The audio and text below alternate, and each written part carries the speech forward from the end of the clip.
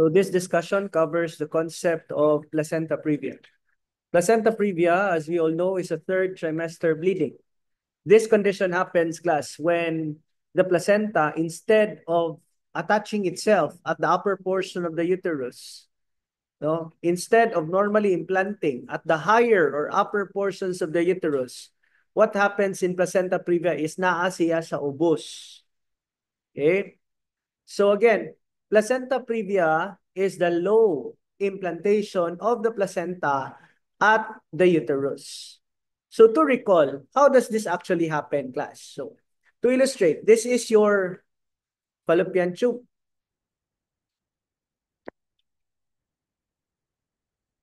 Okay? Fallopian tube, uterus, ovary. Remember, class, that there are several egg cells inside the ovary. However, these egg cells are not mature. The moment there is follicle-stimulating hormone, then all of these egg cells will be stimulated to grow and mature, but eventually, only one grows and become mature. As it grows, as it becomes mature, during the middle of the menstrual cycle or day 14, kung 28 days ang imong cycle, ang kanang imong itlog is ilabay na dito sa pelvic cavity. And the moment the egg cell is in the pelvic cavity, the fimbriae or the finger-like projections of the fallopian tube begins its flapping movements, such that there will be a wave-like current or contraction in the fluid-filled pelvic cavity. So this egg cell now will have to be brought to the ampulla. And we know that it has to be quickly fertilized within 1 to 2 days. Otherwise, kung dili mag-meet ang sperm and egg cell, after 2 days, the egg cell will die. But the moment that the sperm and the egg cell meets within the 1 to 2 day period, this process is now what we know as fertilization. Other names for fertilization are impregnation or nidation.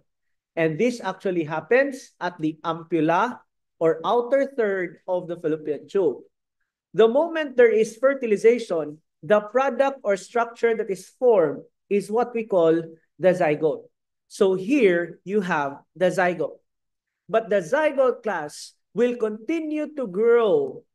And in the process, while growing or cell dividing, it will begin to attach itself at the upper portion of the fallopian tube. This process now, where the baby begins to attach to the uterus, is the process called implantation. And the product or the structure that is formed at the moment of implantation is now what we call as the embryo. Now, ideally, this placenta or baby must attach at the upper portion of the uterus. The moment that this placenta attaches somewhere else sa ubos, not at the upper portion, then you have a case of placenta previa. This happens, class, because you have to consider nga ang imong placenta, pilian na siya.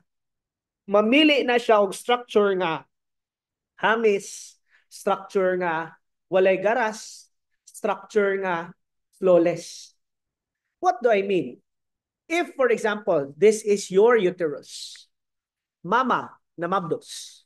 Remember, there are 3 stages of labor.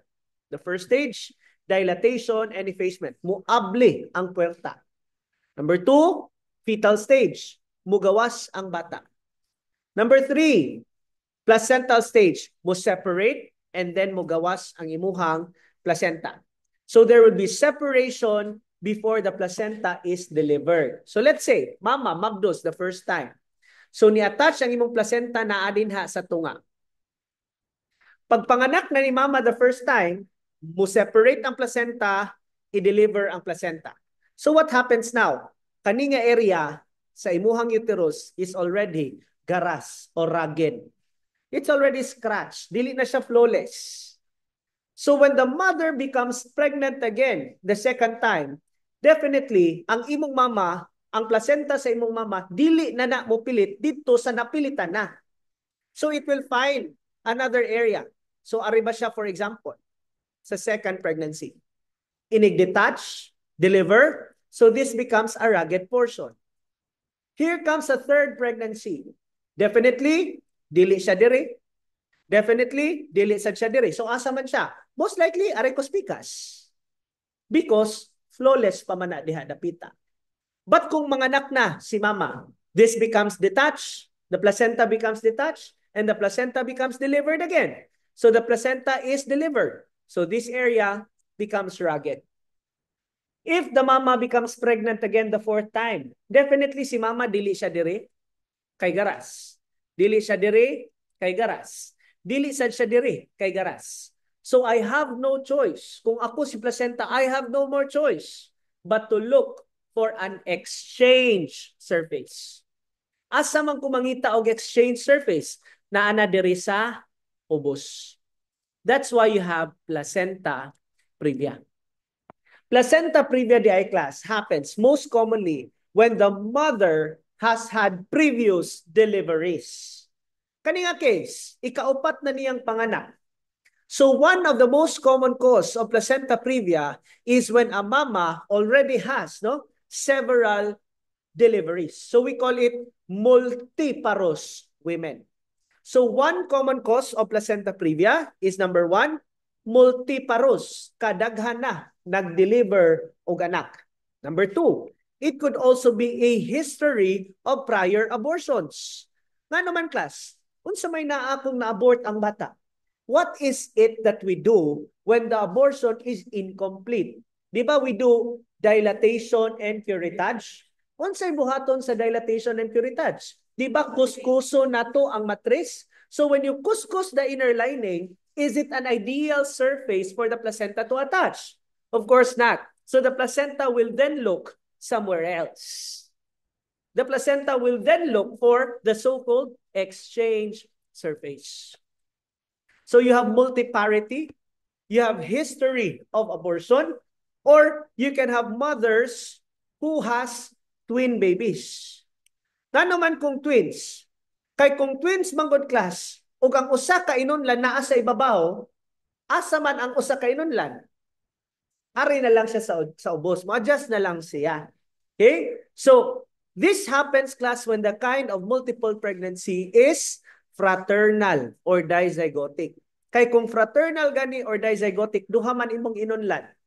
Kung identical gani siya or monozygotic, usa ra man ang inunlan. So, your placenta previa associated with multi-fetal pregnancy happens when the multi-fetal pregnancy is a case of dizygotic or fraternal twins. Because in such a case, you will have to have 2 placentas.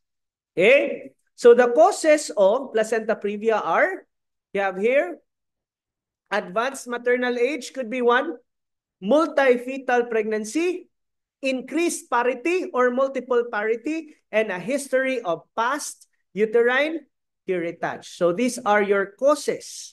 Okay? These are your causes of placenta previa. Now, remember class that placenta previa is a condition in which the woman will have bleeding at the 3rd trimester. Dili siya first, dili siya 2nd trimester, but rather 3rd trimester. Nganong sa 3rd trimester man, sir? Because class, ideally, kani ang imuhang matris. Ang imuhang matris is shaped like a pear. So more or less oval siya, class. But inig-abot manggod nimo og 30 weeks. The moment the woman reaches 30 weeks, the round or oval nga uterus begins to elongate such that it looks like this. It becomes long and narrow. So ordinarily, ang imong matris lingin. Pero ini ka 30 na nimo kasimana nga mabdos, ang imong matris mo stretch na siya, class, such that it becomes appearing to be like long and narrow. Ang purpose, ana class, is for your uterus to divide into 2 distinct portions with an indention or an indented surface at the middle. This indention marks the distinction between the upper uterus and the lower uterus. ang upper and lower uterus has different functions. The upper uterus is responsible for contraction or active performance, while your lower part of the uterus is merely passive. Mao na nga kung naa kay surgery sa mattress, gitangtangan kag mattress nga partial, kung gitangtang ang lower portion, pwede pa ka manganak NSBD. Pero kung ang gitangtang sa mattress ang active upper portion, di na jud ka pwede manganak or mag-NSBD. So again, class, the pear-shaped or the oval-shaped uterus at 30 weeks begins to become long and narrow in preparation for labor, such that the uterus becomes divided into two distinct portions. These portions are the upper and the lower, which is marked by an indentation line found at the middle.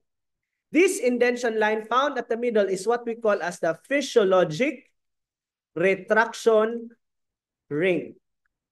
The physiologic retraction ring, such that kung naamoy kaila mabdos karon, you can inspect the tiyan of the mabdos and you will see like this. Kung magtakilid siya, maoning iyang totoy. Okay? Kani iyahang tiyan. Makakita mo siyang tiyan na ana siya slight indentation. Dire. What is this indentation? This happens at 30 weeks, ha? Kanang indentation, class, this is what you call as the physiologic retraction ring. This marks the distinction between the upper part of the uterus and the lower part of the uterus. And you know that the upper part of the uterus is active while the lower part is passive. So kung for example, class, morning imuhang mattress. Okay? If morning imuhang mattress, we will be dividing the mattress into upper and lower. Upper and lower. Ang upper portion is active. Siya ang mo-contract this way. So, sa may mahitabo ini-contract niya this way. Di ba the baby is pushed externally via the cervix? Mao ni trabaho sa up. Dapat dili mo contract ang ubos. Kay let's say mao ning ubos. Unya mo contract siya gingon ana. What happens to the baby? Mugawas bang bata? Dili. Dili. So this is what we call as failure or problematic uterine contractions or your ineffective uterine contractions. A uterine contraction that will achieve cervical dilation must be one that is effective. And it is considered effective when the contraction begins at the upper portion of the uterus, not at the lower portion of the uterus. So kung naman ka ni mga mama nga ni duty mo karon 7 cm, pag-ugma, nagsige naman lang ni siya hilak, tanaw ni mong cervical dilation, 7 cm ang gihapon. Nga naman na, because of the ineffective uterine contraction. You have learned that the cervix will open on the basis of two things. Contraction sa mattress o ang pressure over the cervix. So kung ang contraction is dili effective, ang cervix dili pud na siya mo-open.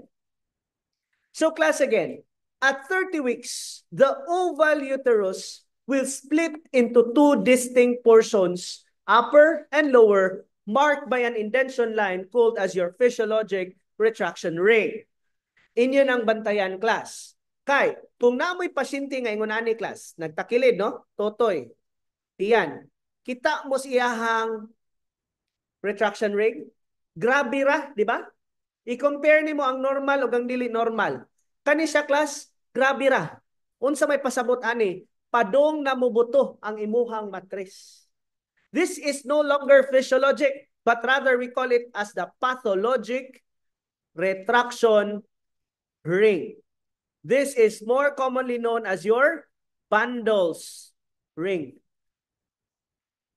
Okay? So the pathologic retraction ring or the bundles ring indicates that there is an impending rupture over the uterus. Padong na siya, mubuto.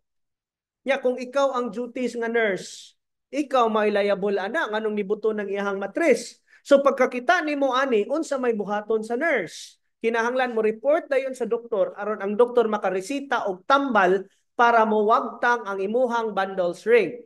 That medication is administered via inhalation, ipasimhot. Unsa man na siyang tambala? That's your amyl nitrite. Okay? The drug of choice for bundles ring is amyl nitrite. Okay? Now, Looking at this class, kay balumata, ug mao ning imuhang placenta dire. Okay? Naaman siya sa ubos. Okay? Kung ang inunlan nimo naa sa ubos, in-split anang imuhang uterus to become like this, your placenta will also be stretched. So inig 30 weeks, maunang nagdugo ang mama sa third trimester, kay inig 30 weeks, muinat ang imong matris.